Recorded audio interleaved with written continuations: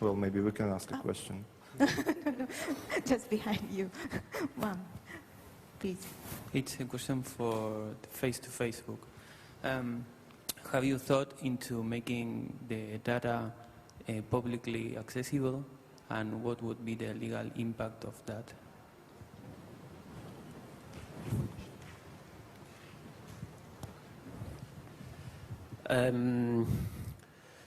It's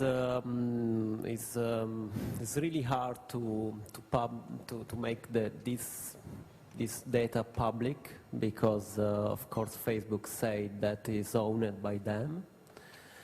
So we don't want to risk too much because not because to end up in jail, but because of the lawsuit that may result to be really expensive. So we actually have still all the data. The interesting part is that is in a server in California actually, because it's hosted there and it's really in the same country of Facebook. So they may just call this provider that actually is really cheap provider, and they could just call them and say, please delete all our data. And some lawyer that we heard, they say that they can do that because it's also politically embarrassing for them.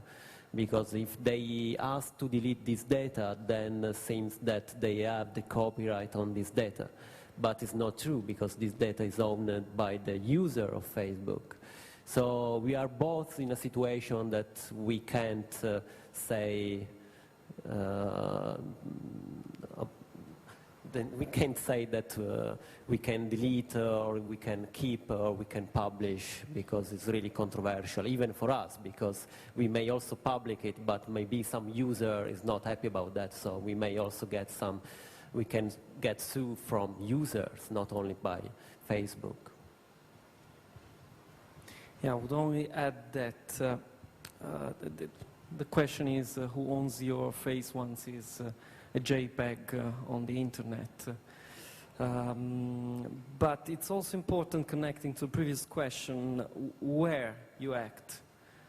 I mean, okay, you take risks, of course, in our case quite substantial amount of risk, but it's important to act in a sort of in-between territory, between which are the established laws and what is considered like acceptable practice, which is not regulated by laws.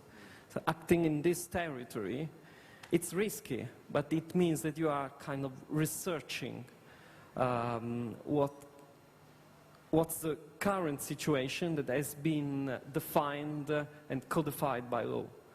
So that's quite important, beyond all the considerations you can do on the legal threats and the legal position and being brave or not doing this kind of project. That's my humble opinion.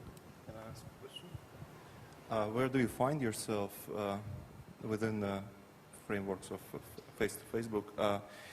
Where do you find yourself in regard of actually managing someone else's information, like working with the avatar pictures of the users? Because you just said that Facebook doesn't own these pictures and they are owned by the user, whether it is in end user license or in a user agreement with Facebook. It's said that anything uploaded to their servers is technically theirs, and of course I understand.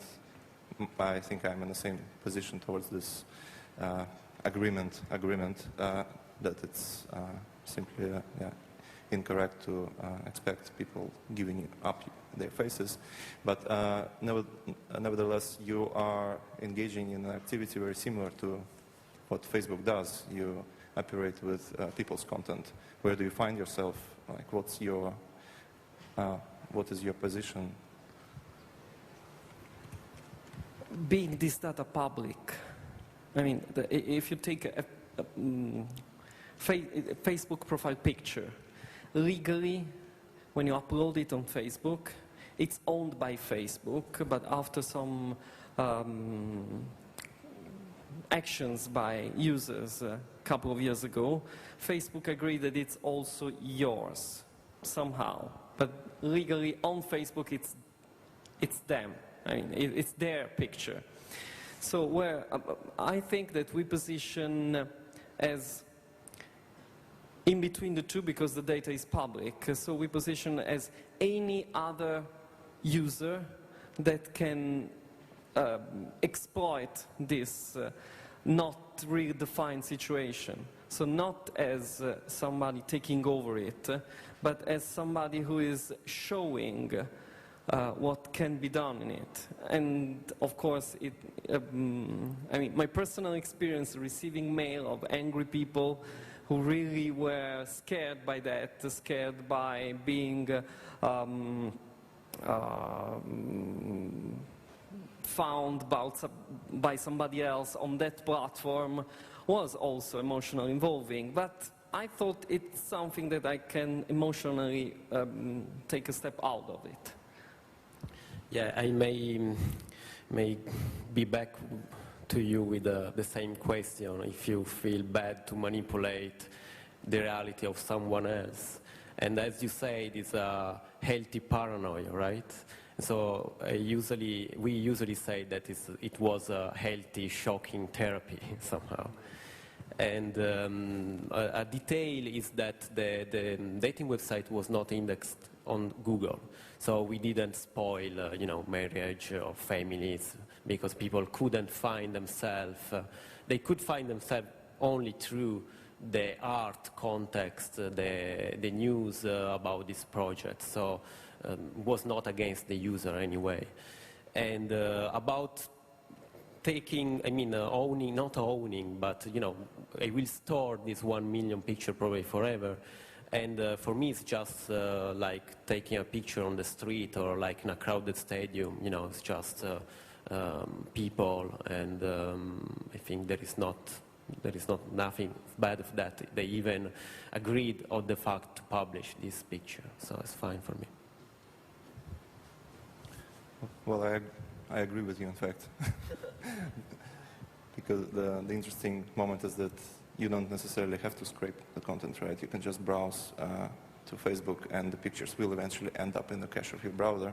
And that's, as we said in our presentation, that's the manner of dissemination of digital information, by creating copies and not passing on the original. So it's a rhetorical question, in fact, who owns what, I believe. Thank you.